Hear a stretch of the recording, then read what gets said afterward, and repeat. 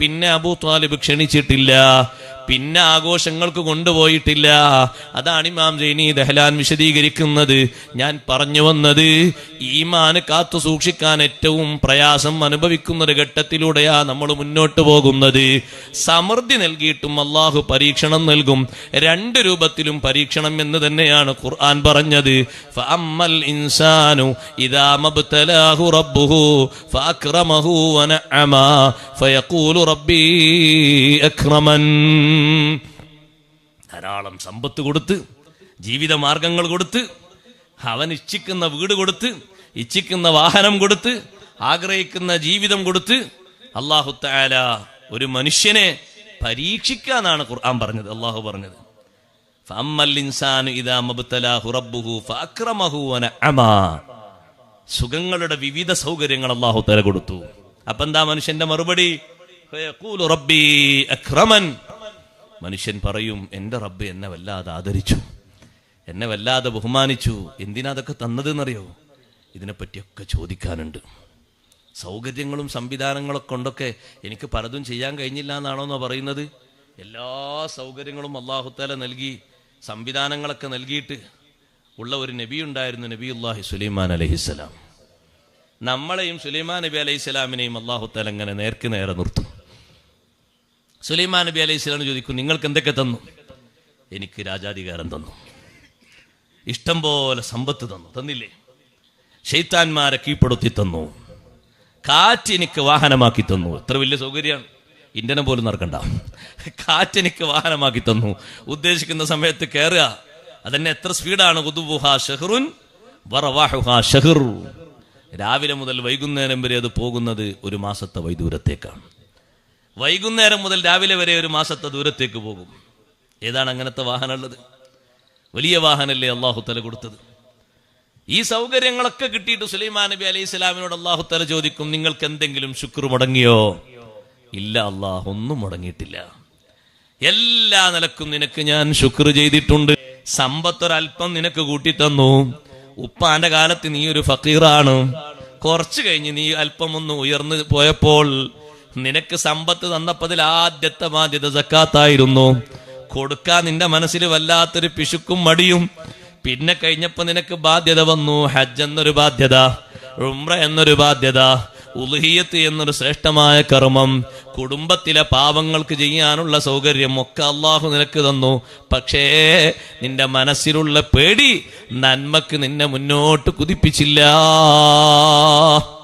നീ ആ പരീക്ഷണത്തിൽ കുടുങ്ങിപ്പോയി. നീ ചിന്തിക്കേണ്ടിയിരുന്നു, എന്തിനാണ് അല്ലാഹു എനിക്കിത് നൽകിയത്?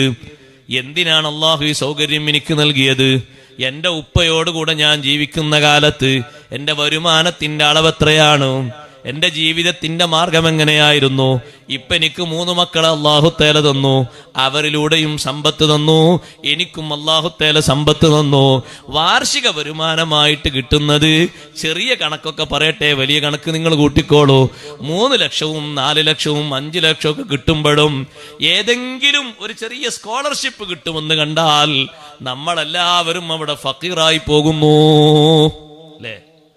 സ്കോളർഷിപ്പ് കിട്ടണമെങ്കിൽ വരുമാനം എത്രയെന്ന് പറയുമ്പോൾ എത്ര പൂജ കുറച്ചുകൊണ്ട് ഫോമിൽ എഴുതുന്നത്. അല്ലാഹു തആല എത്ര വലിയ അനുഗ്രഹം തന്നത്. 3 ലക്ഷം വരുമാനം, വാർഷിക വരുമാനം, ഞാൻ ഉദാഹരണം വരെ തന്ന നിനക്ക് ഫോം കിട്ടിയപ്പോ നീ എഴുതി 3000. എത്ര വലിയ കളവാ സഹോദര, എത്ര കളവാ നീ എഴുതിയത്. അവിടെ നിന്നൊരു 10,000 സ്കോളർഷിപ്പ് കിട്ടുന്ന കണ്ടപ്പോഴേക്ക് നിനക്ക് എഴുതാൻ ഒരു മടിയില്ലല്ലോ.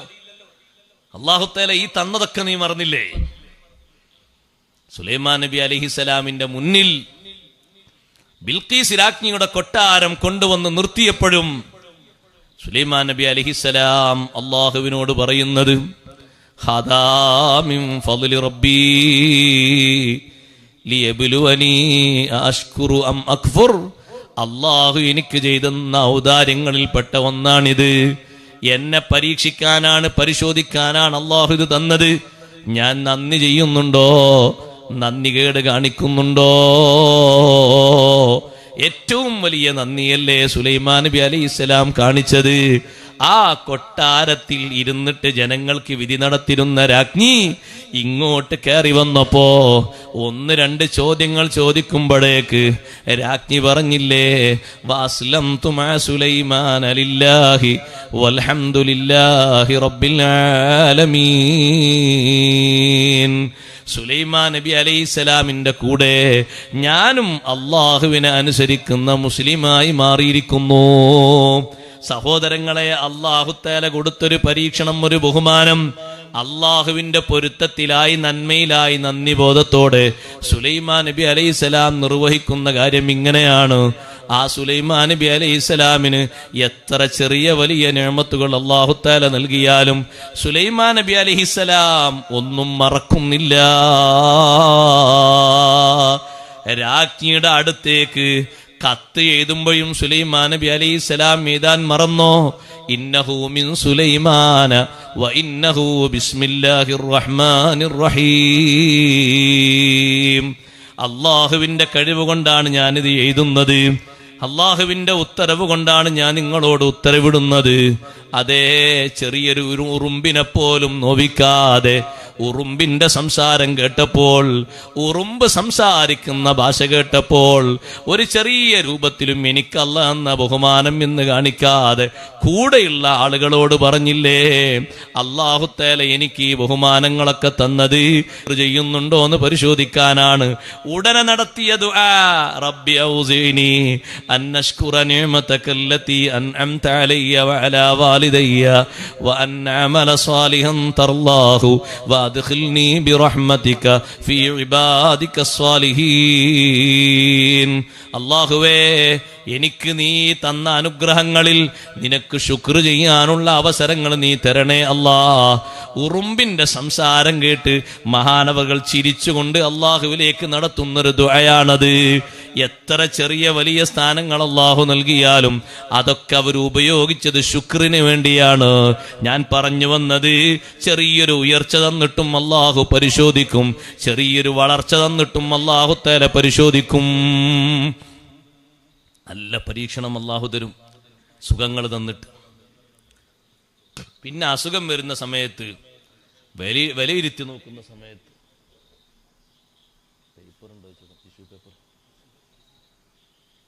അസുഖം വരുന്ന സമയത്ത് ആളുകൾ ചിന്തിക്കും, ആരോഗ്യം ഉണ്ടായെങ്കിൽ തിരക്കടില്ലായിരുന്നു.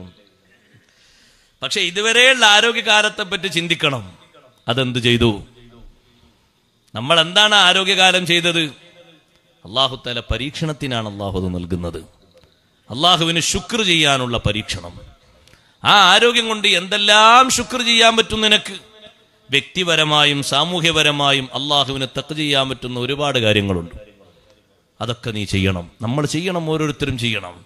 അതിനാണ് അല്ലാഹു തആല ആരോഗ്യം നിലനിർത്തി തരുന്നത്. ആയുസ് അല്ലാഹു തആല നിലനിർത്തി തരുന്നത് അതിനാണ്. ഏതെങ്കിലും ബാധ്യതകളോ വിഷയങ്ങളൊക്കെ ഇനി വിട്ടുപോയിട്ടുണ്ടെങ്കിൽ അതൊക്കെ പൂരിപ്പിച്ചിട്ട് ജീവിതം റെഡിയാക്കാനാണ് അല്ലാഹു തആല ആയുസ് ഇങ്ങനെ നീട്ടിത്തരുന്നത്. അല്ലാതെ എന്നെ നിങ്ങളെയും സമ്മതിച്ചുകൊണ്ടല്ല ഈ അനുഗ്രഹങ്ങളും സുഖങ്ങളൊക്കെ അല്ലാഹു തആല തരുന്നത്. ഇതൊന്നും കാര്യമായിട്ട് നമ്മളെ സമ്മതിക്കേണ്ട ഒരു സുഖവും അനുഗ്രഹമായിട്ട് കണക്കാക്കാൻ പറ്റിയ സുഖമല്ല. അങ്ങനെ സുഖമായിട്ട് ഈ ദുനിയാവിലെ സുഖം കണക്കാക്കാൻ പറ്റൂല. അങ്ങനെ ഒരു അല്ലാഹു തആല എനിക്ക് ഇഷ്ടം പോലെ തന്നു, എന്നെ അംഗീകരിച്ചു എന്ന് കണക്കാക്കാൻ പറ്റിയ സുഖമല്ല ഇത്. അത് പാരത്രിക ലോകത്തെ സുഖമാണ്, അംഗീകാരത്തിന്റെ ഏറ്റവും വലിയ സുഖം. അതിനെ അധ്വാനിക്കേണ്ട ലോകമാണ് ഈ ദുനിയാവെന്ന് പറയുന്ന ലോകം. റബ്ബ് സുബ്ഹാനഹു വ തആല സമ്പത്ത് വർധനവ് നൽകിയിട്ട് പരീക്ഷണങ്ങൾ നൽകുമ്പോൾ എങ്ങനെയാണ് ആ പരീക്ഷണങ്ങൾ നമ്മൾ കാണേണ്ടത്?